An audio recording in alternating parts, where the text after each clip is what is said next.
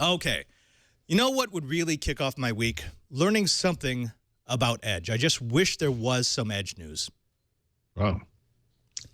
Your wish has been granted. All right. What do we got? So this week, Microsoft started talking up battery saving capabilities of Edge. And I guess it's not that surprising they've started doing this since there are so many reports about what a battery hog Chrome is on Windows. But now they've set up a whole testing lab at Microsoft, and they've been benchmarking Edge versus Chrome versus the new power-saving version of Opera versus Firefox.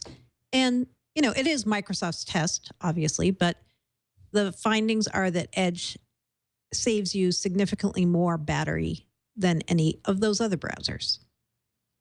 So, you know, it's interesting. Right now, their Edge adoption has not been huge, although Microsoft claims they're very happy with it.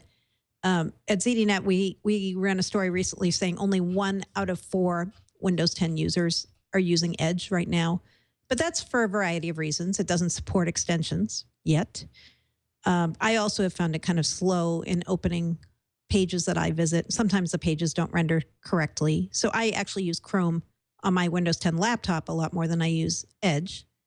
But I'm optimistic. I like hearing that there's a reward for using Edge. And if it really does save as much battery as they're claiming, it might make me use it once the anniversary update is out.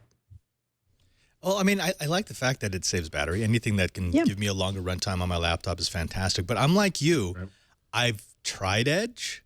I thought it was kind of nice, but then within the hour, I was back to Chrome. Paul? Well, you missed something. Yeah, I mean, it's if you've spent any time in any browser and you're kind of used to the way things work, and you know, I sign into Chrome and all of the add-ins I have all auto sign, you know, all appear and all that stuff. It's nice.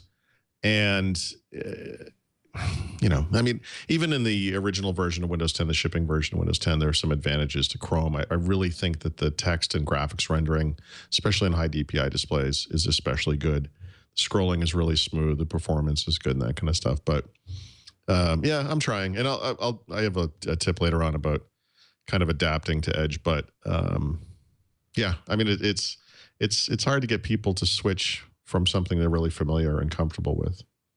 You know, it's funny because in the chat room, they're saying, look, when will Edge have the plugins and the extension that Chrome and Firefox have? Which I get that. Some people really like that. But my Chrome is pretty much bare. There's like maybe 4 plugins that I have running, and they typically relate to Google products. So for me, it's experience. And Chrome still has the best experience.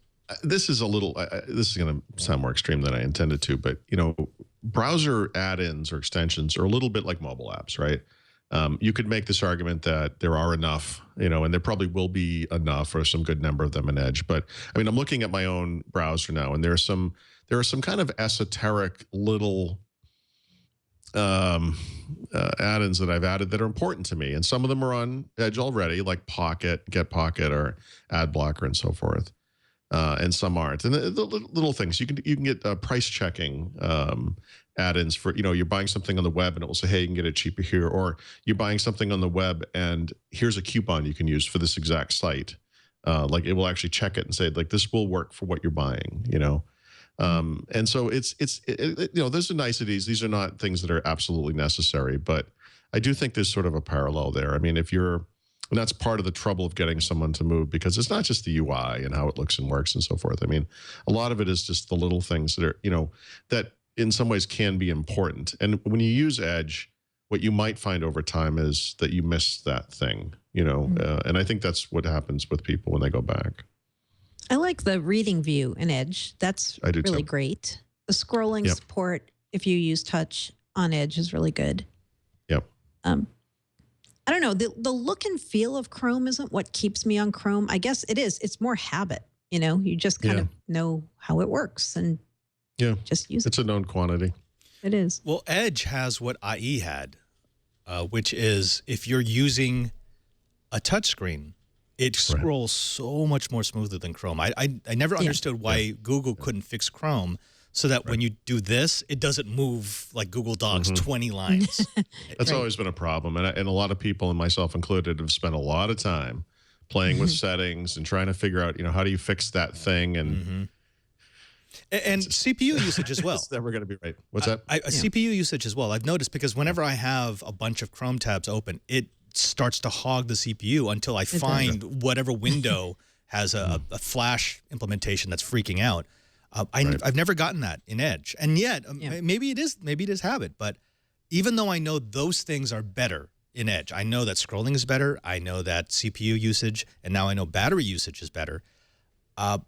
The battery one doesn't surprise me in the slightest, by the way. I think, did we all sort of suspect that Chrome was a problem? You can run a battery test in Windows 10 from the command line. And, I had done this, about a month ago or so ago, and I've been doing it ever since because I leave Photoshop running in the background all the time because that's one of the things I use when I'm working. But as it turns out, Photoshop is the absolute worst thing you can leave running on a battery-powered laptop.